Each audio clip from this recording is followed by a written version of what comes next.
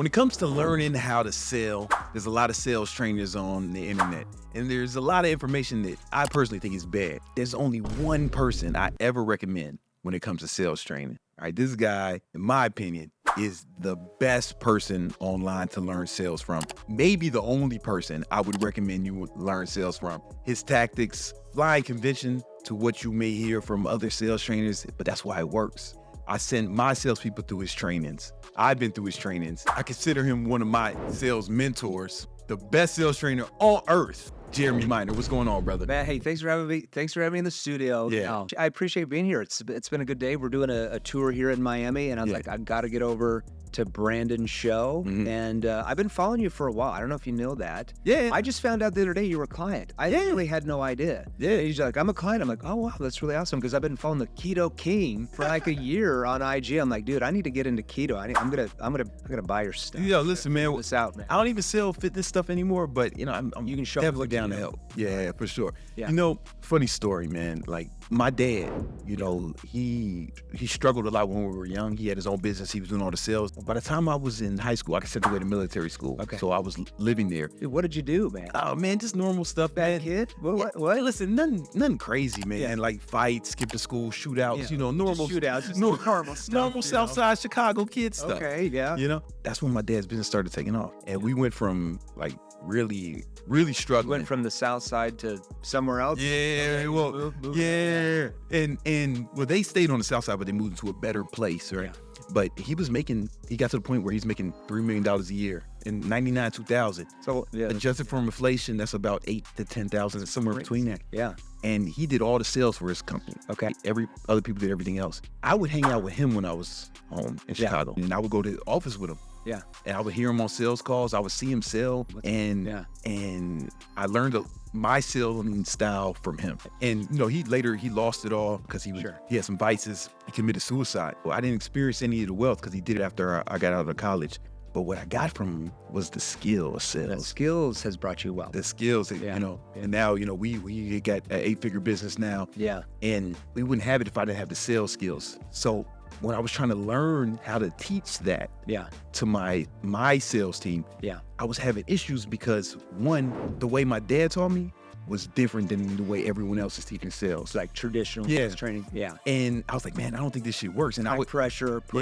I would give them Yeah. other people's sales scores. Hey man, let's figure it out. Yeah. And they weren't getting success. Yeah. And then I said, fuck it. I'm just going to teach them myself what I learned. Yeah.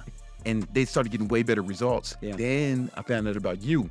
And I heard you, I think it was a podcast. The boring guy. Yeah. I think it was a podcast. And then I was like, this guy's saying the shit that my dad was saying. I've never heard anyone else say these things. Interesting. Seriously, like some of the same verbiage. Really? I think he just, the truth is the truth. Figured it out? Yeah, the truth is the truth. good. He figured it out the difficult way, And I was like, this is it. So I immediately bought your highest level thing at the shop. Right? 2020. I think This is 2020. I think we were like a year and a half old then. Yeah. I bought your highest level thing because this is the only guy. And then I had my sales guys go through it as well. I was like, hey, this is exactly what I would screenshot parts of some of your conversation. That's too kind. And then screen record them on my phone, send it in our sales chat on Slack. I'm like, this is the same thing I've been telling you guys. Now that he's saying it, do you believe it? I want to show you just some of the results. My sales team. I just found out you were a client the other day. I was So like, this sweet. is our old dashboard. This Google Data Studio we have. It's an old one. I don't want to show the new one because you'll see everybody's names and how much money each individual person made. Yeah. But so this is a close rate. This is of calls they took 60%. That's pretty good. Pretty good. And here's the thing. I showed this to a friend of mine. Yeah. And he almost got like mad at me. He was like yelling. He's like, yo, there's no way I'm gonna believe that's true.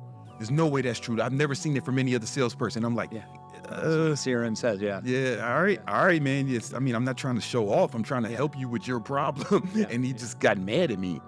What he doesn't know is that when you sell with your style, this is not abnormal. That's pretty normal, especially if your space, like inbound calls, 60, 65, 70%, pretty normal, sometimes even higher. I don't even think that's great because I was closing at 80%. Yeah.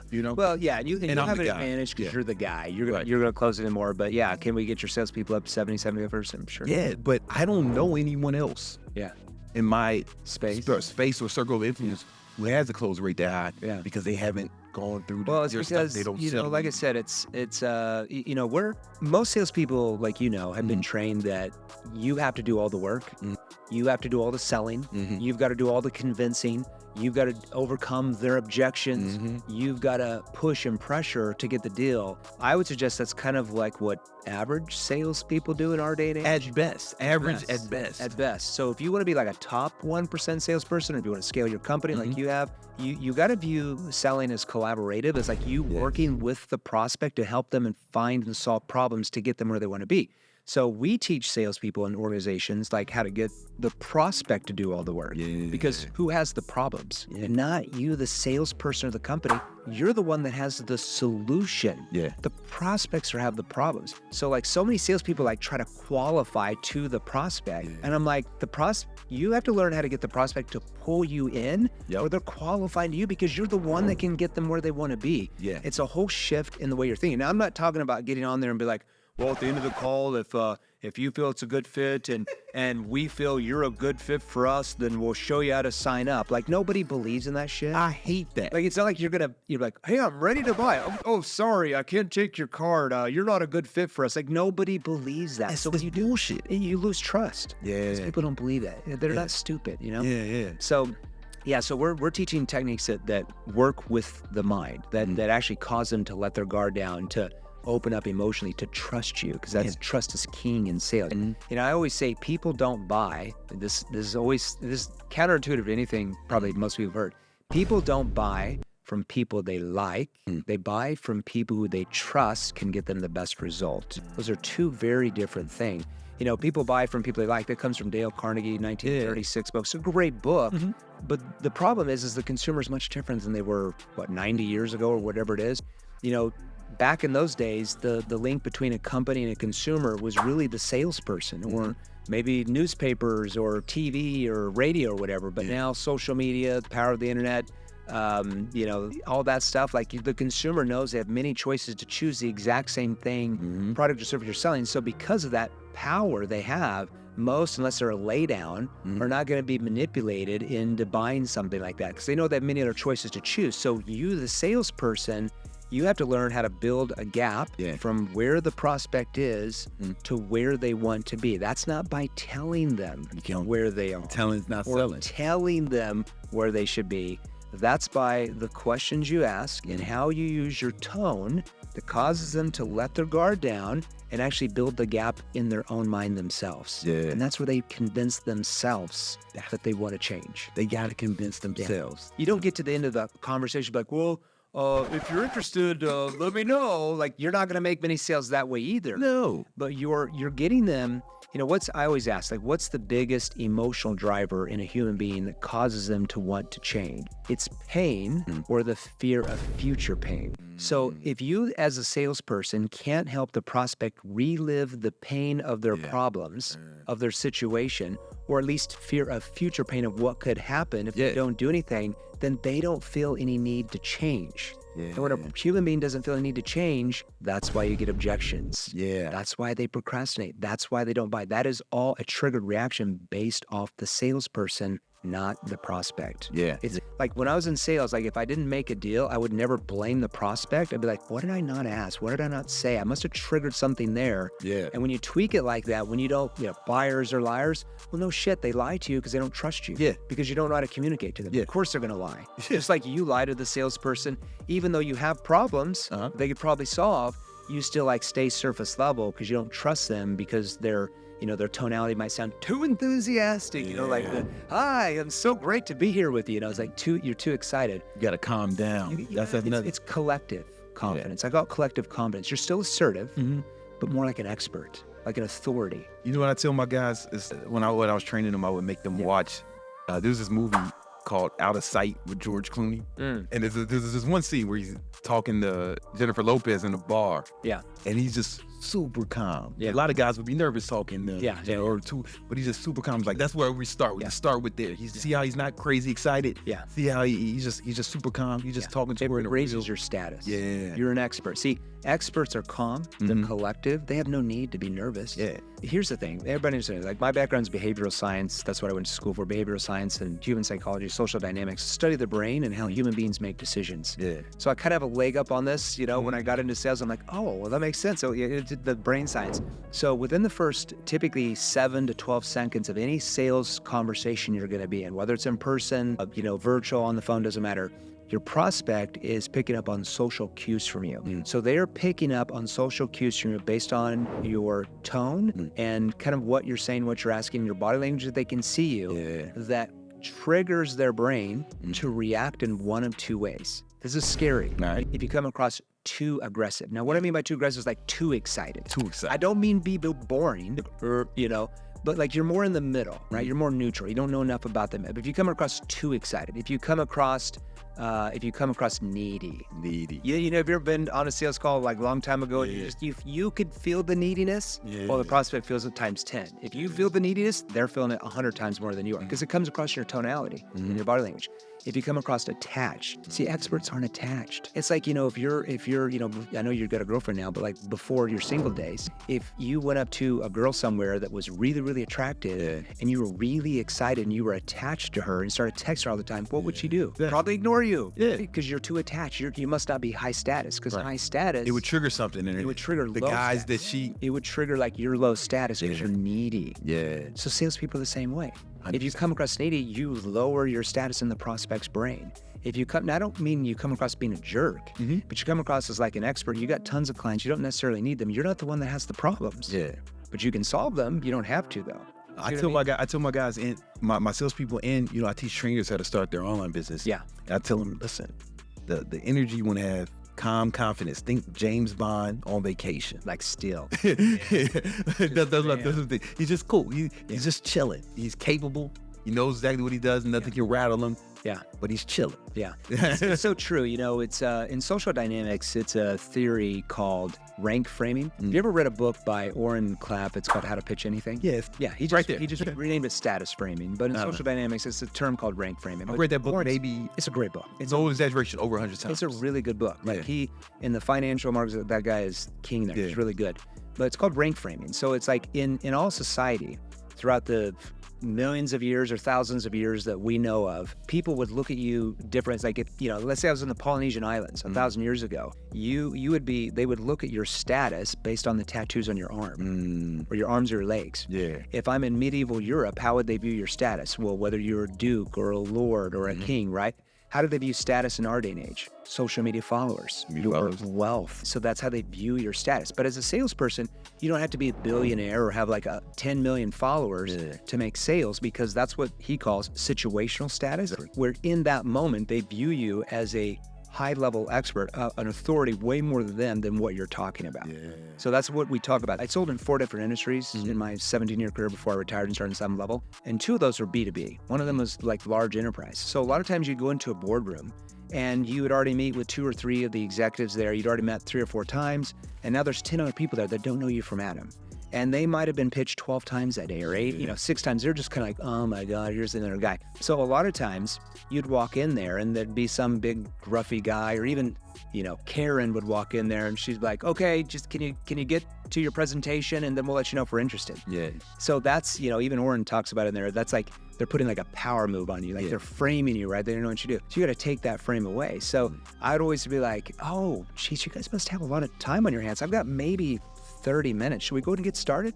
Yeah. So they come like, hey, can you guys get started? We've only got 60 minutes. Like, oh man, I don't have that much. You guys must have a lot of time on your hands in here. I've got maybe 35 minutes for my next meeting. Should we go and get started? And so I'm taking it back away. Yeah. And now they're like, whoa, okay, well, we better listen to this guy. And rather than like, okay, I'm so glad that you let me come in here and I appreciate the opportunity. Lower status, And what's beautiful about that is like, you're asking questions. Yeah. I don't really like people asking me questions on the sales call, unless it's like what I call a forward-moving question, like, oh, how do I get started? How do I pay?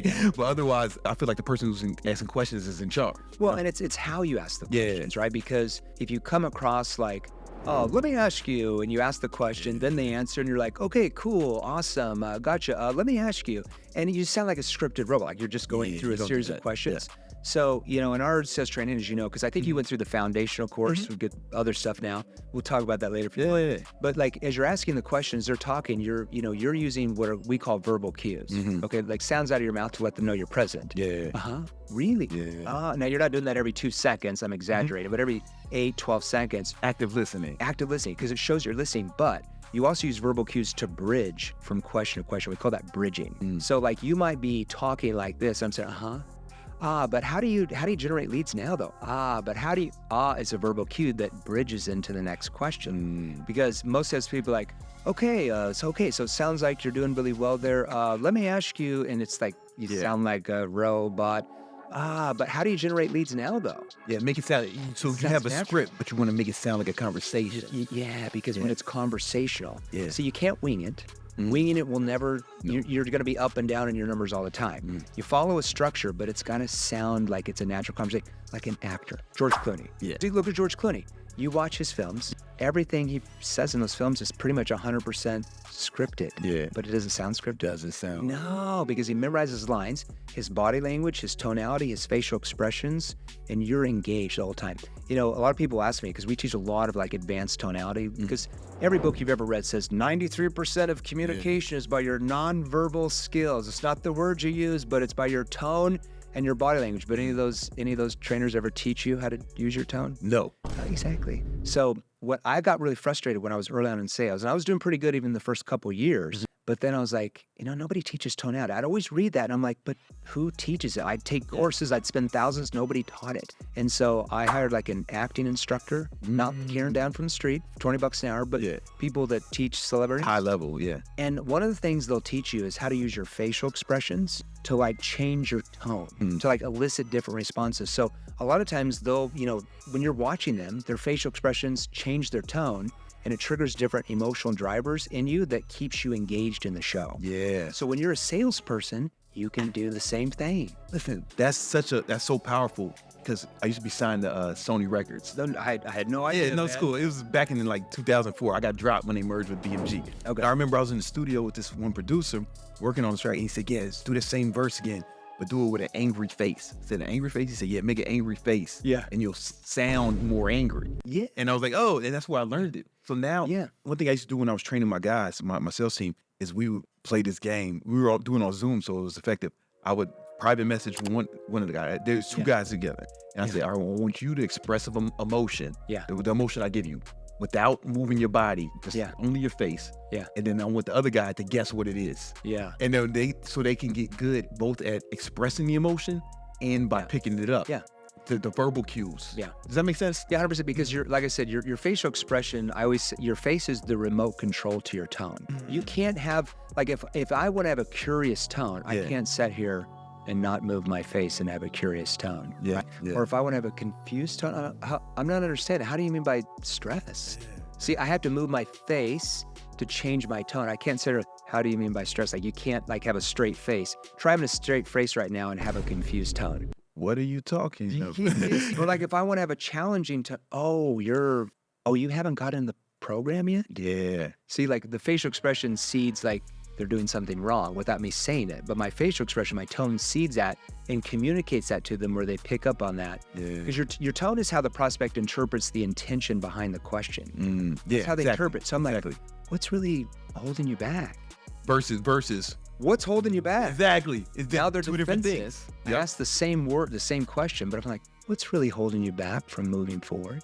Yeah. And hand on the chest, I'm concerned. Yeah, you're concerned. So now the prospect feels I'm genuinely concerned for them, which I am, because I know if they don't do anything, the problem's going to stay the same. Yeah. And now there's more trust and more openness. Like, it's funny, man. I was training one of my sales. We're going to talk about objections, because we had the same thing you say about my objections what my dad said, but I didn't understand it until you said it. Yeah. Where you said the best sales guys diffuse objections. Best sales guys prevent the objections from happening. My dad says he would just say, if you were really good, you wouldn't get objections. But I don't think objections are caused by the salesperson, not the prospect. He just didn't articulate it the same way you did, because I don't think he had the words for it. You know, he didn't study sales training like you, right? But anyway, so we was working on this one objection that I got to talk to my wife. Yeah. And I was saying, like, man, it's cool, man.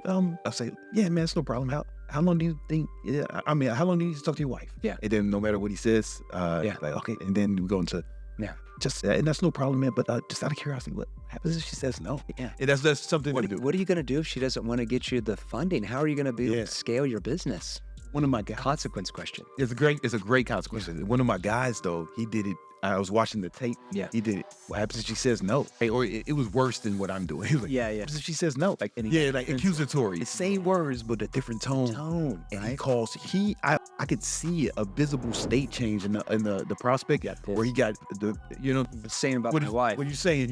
Listen, man, if I need to talk to, It's so true. He calls that, It's so true. He triggered the reaction. He triggered the objection. Like anytime a sales trainer says the more objections you get, the more interest they have, I'm like, how does that make any common sense? Well, what about all the laydown sales that gave you no objections? It makes no sense.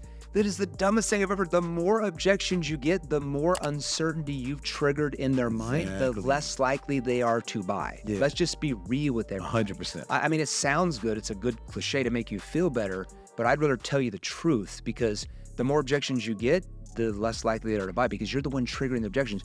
Objections are created by the salesperson by not building a gap, focusing primarily on their solution rather than helping the prospect see what the future looks like when the problems are solved. I feel like with what you sell, you're not selling them like, you sell like consulting or coaching or training on how to scale their online fitness business. You're not selling them training. No. You're selling them the results of what the training does. Exactly. You're selling them being able to scale their company. You're selling them being able to provide the life they want to for their family. So in that case, if she's like, the guy's like, hey, I need to talk with my spouse. Yeah, that's not a problem. How does your wife feel about you, learning how to scale your business so you can get to $5 million a year? Yeah. What's he going to say? No, she doesn't want me to get to $5 million a year. Yeah. Okay, but you certainly sound motivated. What are you going to do if you go to her? She doesn't want you to get the funding. Yeah. How are you going to be able to get out of your job to do that? Yeah. That gets him to think, I don't know. See, now he's starting to open up. Yep. You can say almost anything with the tonality. I could say the worst question in the world. Yeah. With the tone and outsell anyone 3 to 5 to 1 that has the best question with the wrong tone any day. It's not the words as much as it's like wop bop baloo bop wop bamboo. But if I say it right, I can convince you of something. It's so true. It's so true. 100%. I'm like, but what are you gonna do if you go to her? She doesn't want to get you to the funding. Like, how are you ever gonna be able to scale your company? It's so funny you say that the facials. That's beautiful. Yeah. That's why you the go. I'll show you a couple of things. Like, I'll do a few reels on like, you want to have a confused tone, but like, you shouldn't be confused. You got to show them they're expert. I totally agree with you. I'm not saying you get to, you explain what you said, like, I don't know how it works. I'm confused. I don't mean by that. But let's say if a prospect tells me an emotion, like they're like, oh my gosh, this is just causing a lot of tension. How do you mean by tension? See, that confused tone. See, what a confused tone does in that context. How do you mean by stress? See, that confused tone causes their brain, they don't even know it, causes their brain basically to say this. He didn't understand what I meant by stress. I need to clarify that more. And when they clarify that more, they go below the surface emotionally and they tell themselves they might and not they have relive the pain. Because they might not have even really articulated this in their own brain. They haven't thought about it. A confused tone, they would have never gone deeper. That's why you're the ghost, man. Well, I'm a Billy. I don't know. I'm a Billy goat. We're growing up. One of these days. You could just do that with like just the last word. You can be like, that's it. Yeah. Any emotional word a prospect gives you: stress, tension, worry, concern, frustrated, annoyed. Yeah. You literally can repeat back the emotion and they'll just explain everything. Yeah. Oh my gosh, yeah. So you literally, any emotional word, repeat back the word. Everybody try this at home with your spouse, boyfriend, girlfriend, before you can get on a sales call. When they say like, I'm just so stressed, and watch what they do. They're like, oh my gosh. With a confused concern to us. So it's not even just confused. It's confused concern. With concern, because if you're just confused, because you could trigger something if you did confused anger, like stress. Yeah, right. Like, now you know what I'm saying? Like, stress. Yeah. Oh gosh. Yeah. And they'll just emotionally down. Yeah. They relive the pain. That's where the sale's made. When your prospect starts to relive the pain, they emotionally open up. Yeah. And they start to build the gap themselves. That's where they persuade themselves. That is the most persuasive way to sell is getting the prospect to persuade themselves, not you trying to do it. Because you can't argue with yourself. That's schizophrenia. Yeah. I can argue. If I say something, that's why I really dislike all the sales trainers where it's like, you got to tell them and come with all this clever shit, because you'll get to a certain level with that. Then you got a lot of refunds, a lot of chargebacks, a lot of unhappy customers. And, the way I wanted to build my sales team is I didn't want to do what a lot of people do, is where they always firing the bottom 10%. That means they're always firing and always hiring. One, it just seemed like a hectic way to run a sales team. It didn't seem like a compassionate way to run a business. Is a learned skill. It's a taught skill. You can teach anybody to sell. Introverts, extroverts, it doesn't matter. Yeah. And we've trained introverts that couldn't even already talk that are crushing any extrovert you've ever met. I had one introvert from London who was crushing it, but he just wasn't excited at all. But he wasn't boring. He was like perfect amount. he's right in the middle. Right? But he was an introvert. Yeah. And I rather, because I feel like those people who hire and fire all the time. Yeah. To me, it seemed like you have an army and you're sending, a certain amount of them going to get killed. And you're just hoping enough. Right. But I wanted.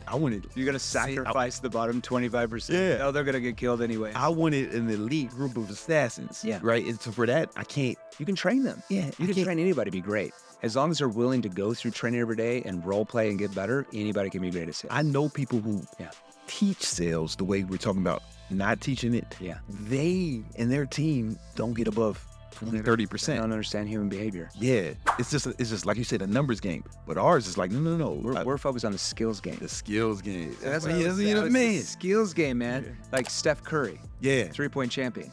Imagine if Steph said, basketball, it's just a numbers game. Just shoot as many threes as you can. Eventually you'll hit one. Yeah. He would have never made his varsity basketball team, let alone the NBA. No, he knows it's a skills game. So every day he's focused on his technique. Practice. He's focused on his wrist movements, his hand movements, his, how he's dribbling. He's focused on his technique every day to get better at the skill. Yeah. And because of that, that's why he gets paid millions of dollars. So the best salespeople in the world, we wouldn't even ever say sales is a numbers game. No, it's a skills game. I'm focused on the quality of each conversation and making that so good that the prospect just can't say no. You know what? Something you said earlier. You said that detachment from the outcome. So I tell my sales guys, I don't care as much as if you get the sale or not, because there are things that are outside of your control. What I care is that you're proud of each and every call. Mm-hmm. That's your criteria for success. Yeah. Being proud of each call. So win or lose, even if you don't get the sale, you can show me that call. Here's the cool thing, because with that type of mentality, if the prospect, even if for some reason, let's say you're closing at the 60% you're at, so the other 40% are buying, those 40% can walk away knowing that generally you feel concerned for their situation not being solved, and a lot of them will come back. Because if it's like buy or die, guess what? If they die, they're never going to come back. I promise you, they will never come back. But that being said, that does not mean to get to them like, well, if you're interested, let me know. Call me back in a week or so. That doesn't mean that either. Yeah. But if for some reason they can't get the funds or just something you can't help them overcome, my prospects when I was in sales always generally knew that I was concerned for the consequences of their situation staying the same. I've had so many people that would just come back a month later too. Yeah. I found the funding. It took me a year. I'm like, I don't remember who this person was, but a year later they come back with 50 grand. I've had that. Yeah. When I was doing the sales of my business, they trust you. The guys who came back. Trust you. And he like either didn't have the money or who cares? Something happened. It doesn't even matter. Yeah. But he left that call feeling good. That he knew you were concerned for him, not that he left because he was like, high pressure and stuff. Exactly. What I always want, I want them to leave the call feeling good, but preferably they buy. But I'm not even. If they don't buy, you can't solve their problems. Yeah. Right? Everybody talks about, in all these books, like, hey, you got to be a good problem solver. But problem solving doesn't happen until after they buy. So if you want them to buy, you have to be good at problem finding. That's another thing. When you find additional problems they didn't even know they had. Yeah, because they might come and they think they have one problem. Yeah. Right? But the best salespeople in the world, they're able to help them find not just one problem, but 2 problems, 3, 4, 5. So even if they have that one problem and they're like, well, it's not that bad of a problem. Maybe we can figure that out ourselves. Well, now they got 4 of the problems you help them find, and they can't overcome all those, so they have to buy. It's like, exactly. There's no other way. And make them think about. So we'll ask stuff like, so like, what's the biggest problem in your business right now? And then they might say lead. We're like, man. So you ask more questions about that, man. What happens if you don't get that problem solved, man? Like, what happens if you keep getting the low quality leads? So now they think about it in a way they might not even thought about. To internalize. Yeah. And that's another big thing. So many salespeople have decent questions, but they ask them so fast that the prospect has no time to internalize what they're asking.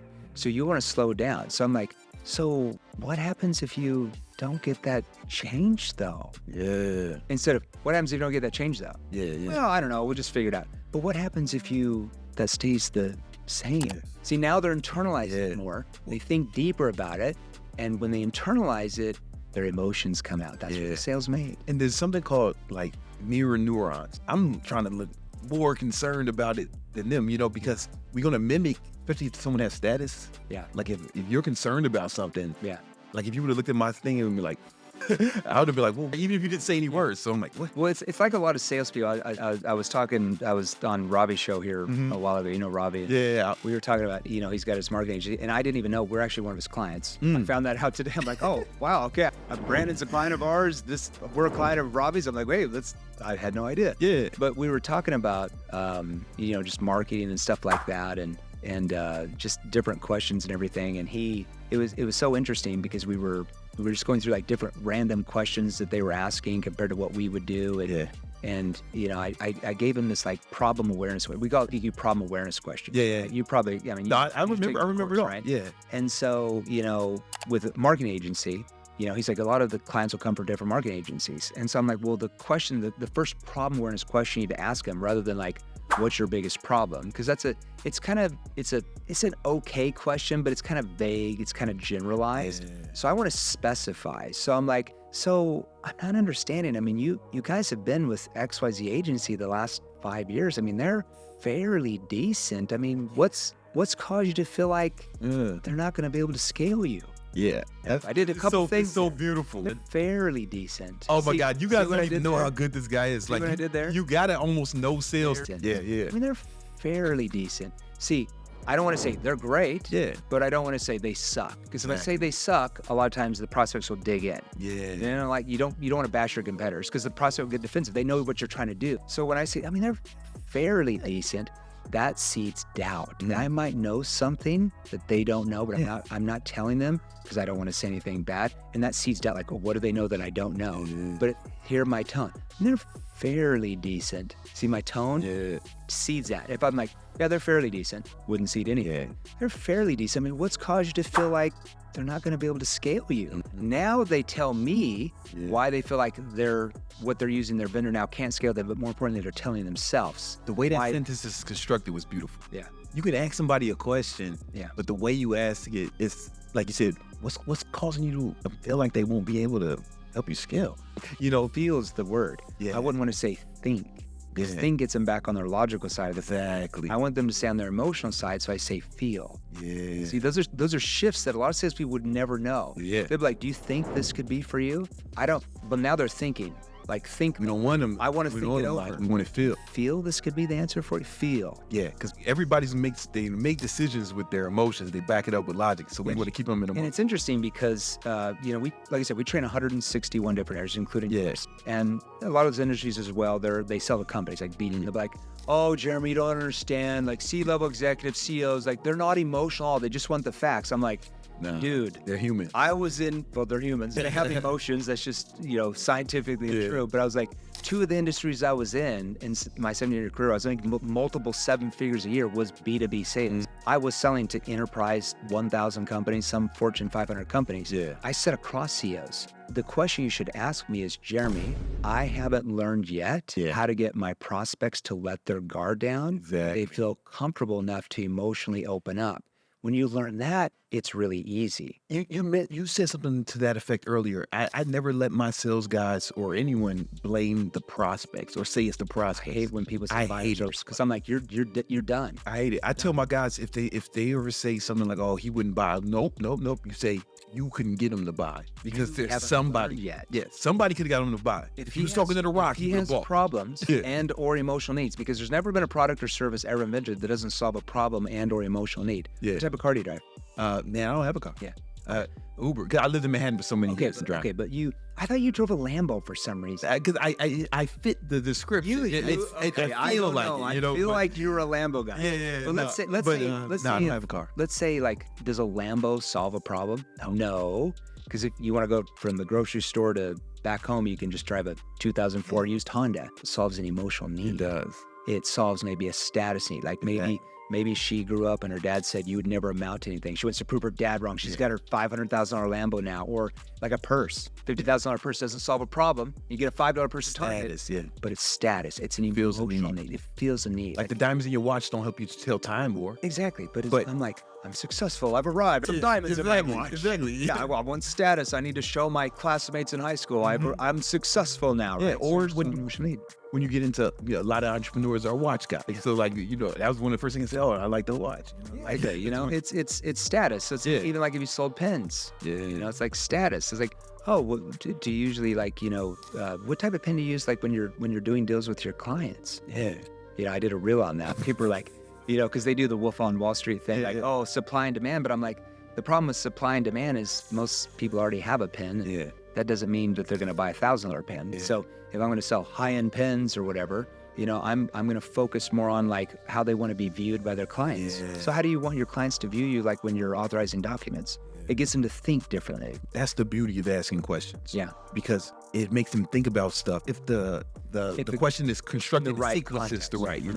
I remember one of the lessons I got from my dad. I was in high school and I was home and I used to hang out with him. Yeah. And he was on he had a car phone. Yeah. And only my dad and drug dealers had car phones at the time in the 90s. And he had a speakerphone. Yeah. And he was talking to somebody. He was real mad at him. He said, "Brandon, that's not how you sell. Yeah. You don't try to convince people. That's what scammers do. What you want to do is ask them questions until they realize they can come to their own conclusion." Yeah. And you, I swear to God, you are the only other person who said anything like that. Yeah. It's almost like, I just love human behavior. Yeah. I love like, I still, like I said, I read 5 books a month on sales, persuasion, influence since I was probably 21, 20. Yeah. Brian Tracy, good friend of mine now. But Brian, the first sales event I was 21, almost 22, Salt Lake City, Utah.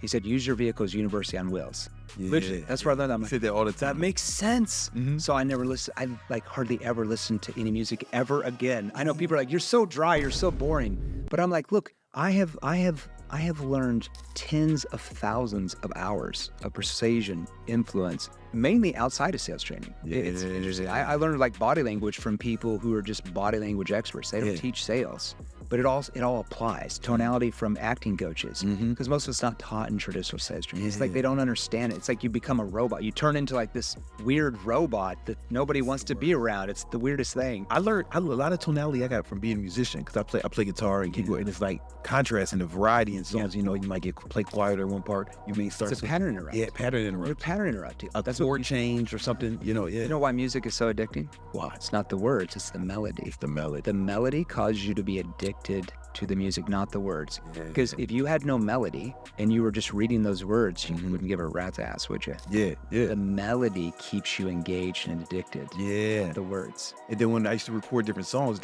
had different emotions.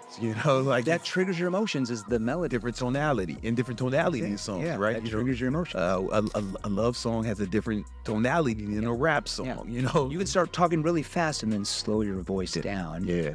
And you're going to cause the person to stay engaged. Exactly. I teach my students how to do sales in our industry. It's very specific. There's one script, but when people come to me for general advice, I'm like, no, man, it's Jeremy Miner. Just very kind. And I mean it from the bottom of my heart. There's no one else. Because I don't know where my dad learned this stuff. I think it's just the truth is the truth, and people are going to find it different way. Yeah. And you're the only person saying what he was saying. I mean, sometimes you just kind of figure it out after decades of like what works and what doesn't work. But I would rather like shortcut that learning curve and like learn it like in maybe 3 to 6 months rather than 10 years and like lose all these sales that I could have made. Yeah, it took him 15 years to become successful. Yeah. 15 years. He was doing all the sales. Yeah. He must took him 15 years. He had to learn it the hard way. He didn't have a choice. He probably would have quit if he had like an education. There's a lot of drive, man. It's like, because nobody likes being rejected. Like, sales trainers are like, oh, it's a numbers game. Go through as many no's as you can to get that yes. I'm like, most people can't do that psychologically. They burn out. Yeah. You might have a really A driver, in your company. That's like 5% of your sales force. What about the other 95%?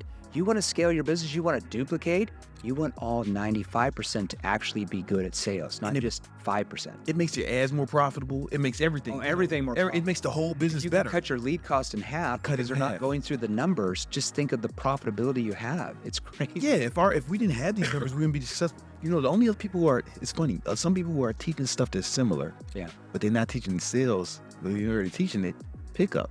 Like I'm friends with some of the pickup guys. Who are you friends with? I'm on a Michael Sartain. Oh yeah, I'm friend Sartain. That's the homie. Yeah, I've been on to tell Sartain. I said, "What up, man?" Yeah, he's like, "I'm glad to have you on your show." And he used to be cool with one of my actually mentors. This dude, Owen from this company called RSD. Yeah. And I used to hang out with them. And one thing they used to do is they would ask the prospect to qualify themselves. You know, so that's one thing that really worked for me when I was single. Like, let's say I'm talking to a girl who's like, I'm 41. So let's say I'm talking to a girl who's like mid-20s. Sure. And I'll be like, listen, you know, you got guys hitting on all the time. Listen, I usually don't talk to girls your age, man. Sometimes they're a little immature. And you could just say something like that and be like, oh, I'm not immature. I'm like, now they're qualifying to you. That's what you want. And that's the whole thing. Yeah. And then when I'm on these dates, I'm worried like, I don't have to be cool. I'm asking questions. You gotta act like you don't care. Necessarily, not in a bad way. Yeah. If you're higher status, you got lots of options. Yeah. If you're lower status, you're needy, right? Yeah. That's true in anything. Dating, whatever. I'll give you an example. I was actually telling this on another podcast earlier, but this is funny. So, because I even bought one of Sartain's courses. Yeah. You know, I have a girlfriend. I'm divorced now. I have a girlfriend still in a relationship. But I love going through stuff like that. I bought everyone's course, bro. 100%, because you're going to learn something. I always take stuff, I'm like, how can I NEPQ it? How can I NEPQ that? I'm like, oh, I like how he said that, but if I change this word and change the tone, it's going to convert better. I geek out on stuff. But like, I got on this meeting with this big marketer, and he's great. He's got a great brand. I'm sure you know him and stuff. But he gets on there with his VP, and they're very like A-type, like, you know, alpha male, like, we're going to show you. And I love that, you know, but I know how to disarm people pretty good. That's the easiest to disarm. And he gets on there, you know, we're on Zoom, and he's like, yeah, we're looking at sales training companies. We're a marketing company, and, you know, we're going to do a marketing event. We want sales and marketing, combine it. And I love it. We're going to do the deal with them. They are great. And I just remember I'm sitting there, and I'm like, I don't say a word. They get on there like right up here, and that's the first words out of their mouth. They're talking, paired, and I'm like, and I leaned in, and I'm like, I don't know. You've been a bad girlfriend. Like, you haven't called, you haven't text, you don't even write anymore. I don't know if this is going to work out. We might have to break up. And they're like, oh my gosh. Because like 4 years ago, he had messaged me. That ever messaged they were smaller. And they just died. And from that moment on, we were just best friends. We're all playful with each other. But it was that little pattern interrupt like took them off their game. You know what? It's cool. It's like, now we're on the same page. I tell my guys that I'm like, listen, if you're on a call and you're maybe in the objection hand on the face, and you notice that they're like, the body language, they're not in a buying state. Yeah. You got to change that state, man. You know, like you got to. You want to pattern up from the very beginning. So like if they get on a call, a lot of times, you know, because you do inbound, where they get on the book call and the prospect's like, hey, how are you doing today? A lot of salespeople are like, oh, I'm doing great, just working hard. That doesn't hurt you. Yeah. But it doesn't help you. Doesn't help you. So I want to do something that's a pattern up. So I'll be like, oh, you know, just hanging out, being boring. What about you? Oh, I'm sure you're not boring. See, now, pattern up, now they've let their guard down. I'm like, oh, you know, just hanging out, trying to stay out of trouble. What about you? Are you getting in trouble there? Oh, I'm sure you're not in trouble. I'm sure. All my sales team does that. Like if you ask, we're on a call, like, hey, what's going on, man? How you been, man? You know, man, just staying out of trouble. Staying out of trouble. What about you getting in trouble over there? Oh, no, I'm doing good. It's perfect. It's you have to use a playful tone. Because I'm like, oh, you know, just hanging out, being the boring guy over here. Whoa, he is really boring. You know, but I use it, just hanging out, being boring. What about you? Yeah. You know, or you can get away with a lot. Oh, yeah. It's a great pattern interrupt, you know? Or, you know, like, you know, I was with the marketing agency, going back to that. And he was like, yeah, you know, we get on there with these, you know, these people, and they'll be like, well, you know, we just wanted to book with you just to see what you had. It can't do us any harm. Yeah. And so I told him, I was like, well, you need to do a pattern interrupt. You can't be like, oh, okay, and then go to the next question and be like, well, typically that's why companies come to us, to get better leads, for sure. Yeah. That's what. Oh yeah. Well, that's typically why people book with us, because they want to get a better lead to scale their business, for sure. Yeah. And they're like, oh yeah, sure, that's why I'm on here. You know, now I'm woke them up. You know. Yeah. Little pattern up. But you know, there's 5 tones you have to master. There's a lot of tones, but there's 5 tones you got to master to be like a top 1% salesperson. You got to master a curious tone. That's more in like your connection phase and when you're trying to find out their situation. Like Chris, like, oh, walk me through. What do you guys do to generate new leads and clients? Like you're selling lead services or whatever, right? Curious tone. You got to master the confused tone. Hold on, you're stressed. Confused tone, right? You got to have the challenging tone. That's more consequence. Like, what if you don't do anything about this and you're never able to scale the business? Challenging tone, because that triggers emotions to defend themselves on why they have to change. Then I want to have a concern tone that shows empathy, right? What's really holding you back from moving forward?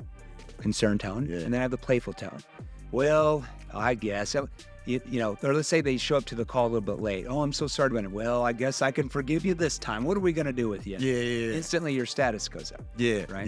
Those are the 5 tones you got to master. Okay. You master those 5 tones, you're going to sell 3 times more what you are. I think on my everybody, it's funny. Like every salesperson has different styles. They might lean on one a little more than other. Sure. I probably lean on the playful tone. Like if they say, "Man, I need to talk to my wife," I'm like, "Yeah, man, how long do you need to talk to your wife, man? 2 weeks, 2 months, 2 years? How long you need?" You need a couple years to talk to them about making more money? Yeah, man. That's so that's what I would do. I'm like, you said you need like 2 weeks, 2 months, 2 years to talk to her about you scaling the business where you can make more money. I'm sure she wants more expensive purses, man. Exactly. And it was funny because you couldn't see a visible. And then they'll lighten up. Like, they snap out of it. Or they might be like, need to talk to them. You can see it, and then they pop right out of it.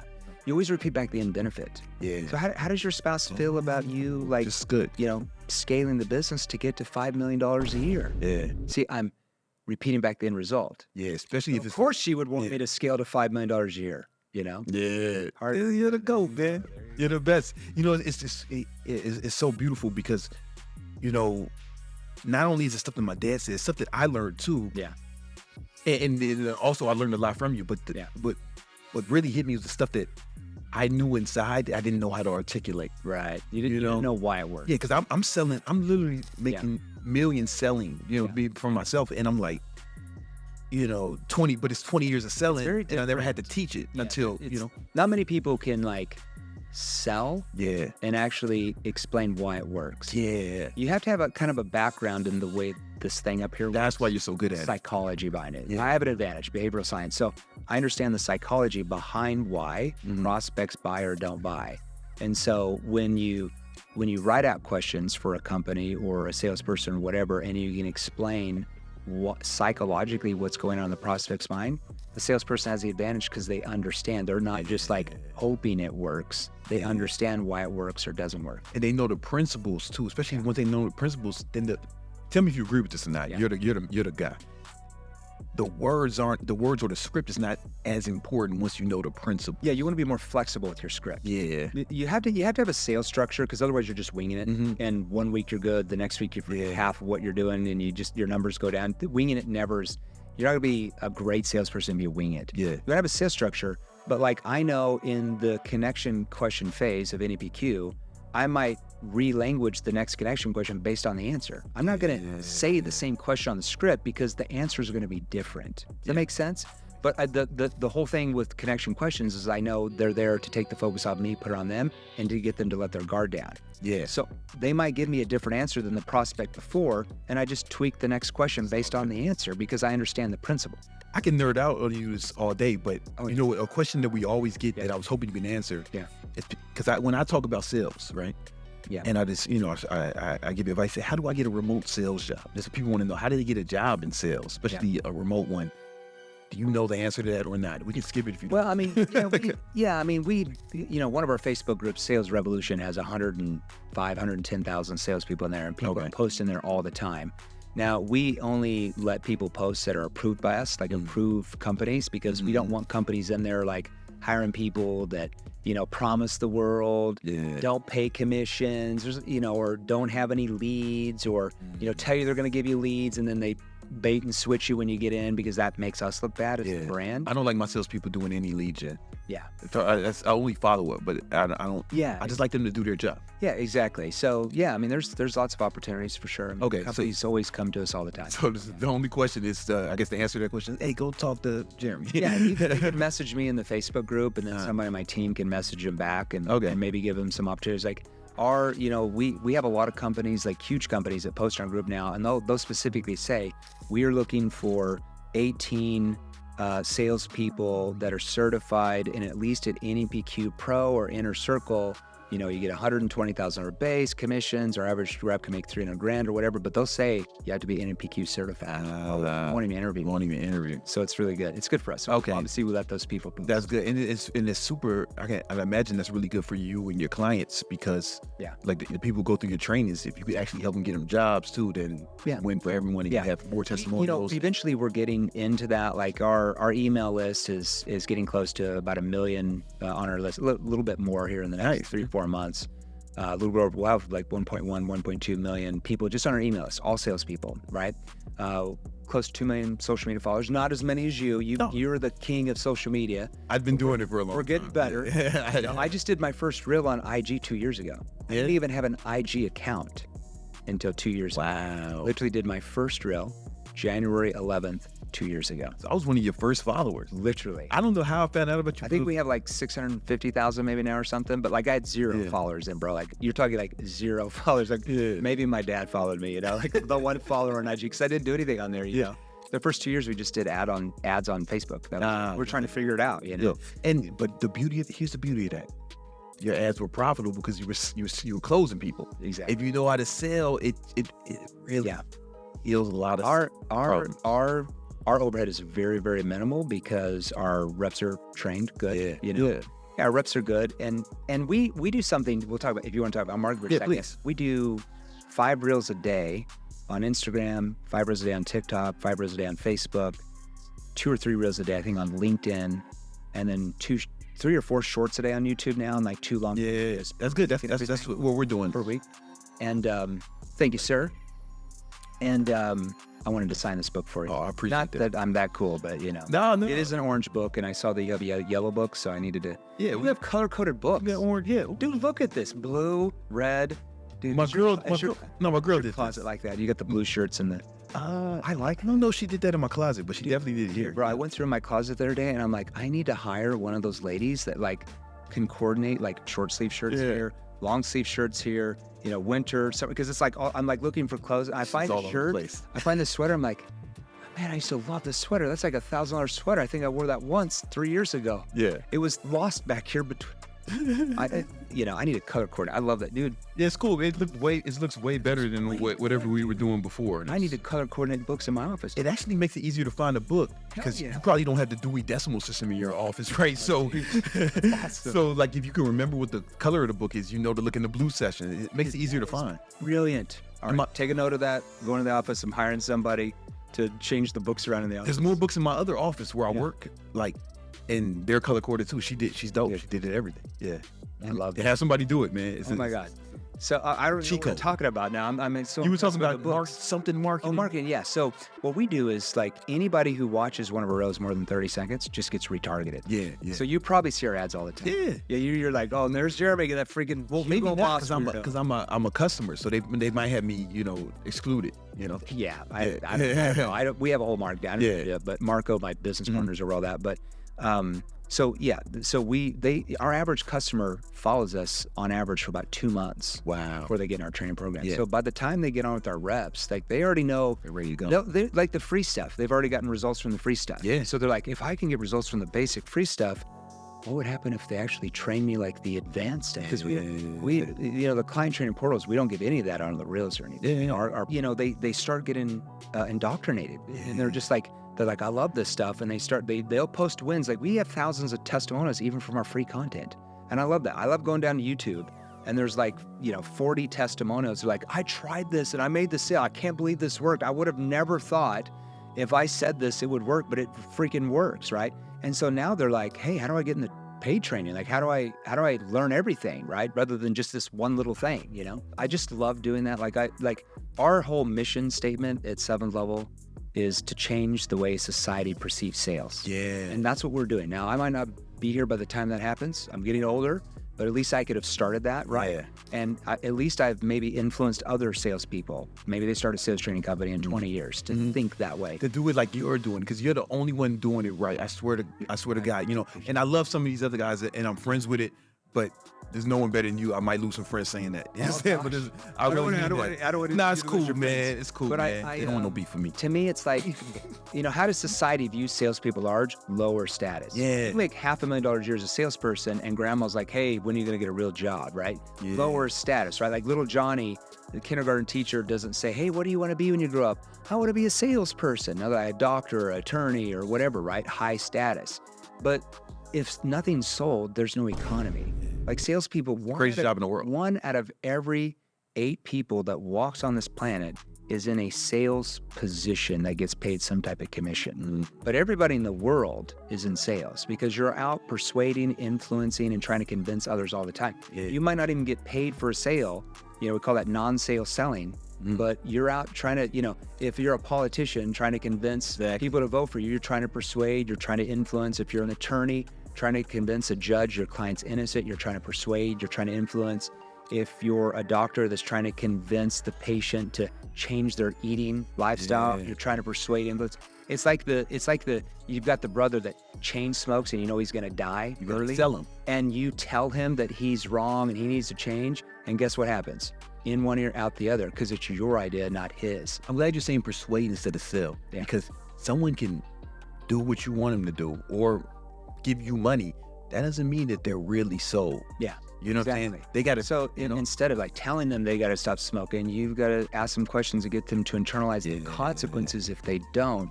That's where they come to the conclusion, and that's where they make change because they feel the pain. Yeah. Or they have a fear of future pain now that becomes real to them. It's like, like if your girlfriend wants to go on like a girls trip to some place, you could just start yelling, or you could say, damn, it's like, and to women who like want to get married and have build a family, how they behave. Like I'm just curious. Maybe I don't know. Maybe does your mom go out on a lot of girls trips? Yeah. Maybe we're different cultures. Is that how you grew up? Seeds them out there. I love that. No, you can do that with anything. Like I said, you're the owner of your company. If you're trying to get your team to follow the vision of where you want to take your company, you're trying to persuade, you're trying to influence. I mean, everybody's trying to persuade and influence all the time. And it's like, it's not manipulative because like the example I just gave is true. Yeah. They just hadn't thought about it, right? You're not thought about it. You know what I'm saying? They just hadn't thought about it. And so they think that salespeople are liars or manipulators, but if you're selling the way you teach people to sell, it's like you're just asking them questions and they're coming to the conclusion. Yeah, so what we teach salespeople is how to get the prospect to pretty much thank you for you allowing them to pay you to solve their problems and get them the results they want. And that's a really good feeling. You'll never burn out.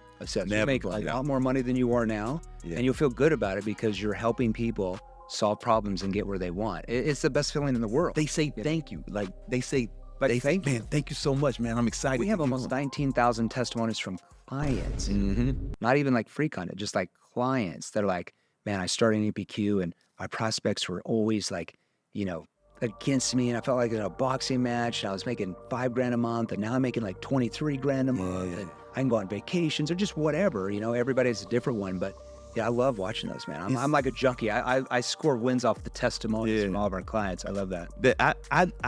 I really love the art of sales, honestly, man. Like, when I had to give that up to scale the business, it kind of hurt me that I wasn't in the field no more, on the calls. But that's what I had to do for the business, because it's the most beautiful thing in the world if you're doing it the way you teach, and I was doing like a version of it. And to make no mistake, I don't want to say like, oh, I knew everything. No, I learned a lot too, and it helped me articulate a lot of these ideas that I had as well. Yeah. But like when you sell like that, it's actually fun. It's not a chore. It's not awful. It's actually you're like literally helping. If you're selling to a consumer, you're helping them like solve some problems and get them where they want to be. Or a company, same thing, man. It's like I always say, you're the salesperson are not the one that has the problems. It's the prospect that has the problems. Yeah. So why are the Sartain guy, like, why are you qualifying to them? Exactly. They should be qualifying to you. They should be qualifying. But you have to act that way. You don't act like a douche, but you act like the expert you are. You're the trusted authority that can get them where you don't have to. Like if our sales guys, if they're like, well, I don't know, blah, blah. Well, you don't have to sell more. Yeah, man. It has no impact on me if you didn't sell more. Like, who does it impact? Well, it impacts you.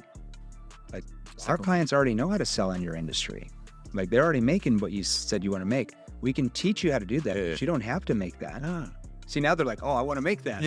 That's why they responded to an ad, because they want to sell more, right? You know what? We just have to help them cross over the line. In that old 80s shit, you know, they say always be closing, always be closing. I say always be leaving. Always be disarming. Yeah. Yeah, it's like you're pushing them away. Like I'm always disarming the prospect. I'm almost pushing them back a little bit to pull me back in. And you want them to pull you. Because when you push, when you're pushing, you get pushed back. Yeah. Right? I don't want to be pushy at all. Yeah. I actually want to be pulling away, and I want them to come out.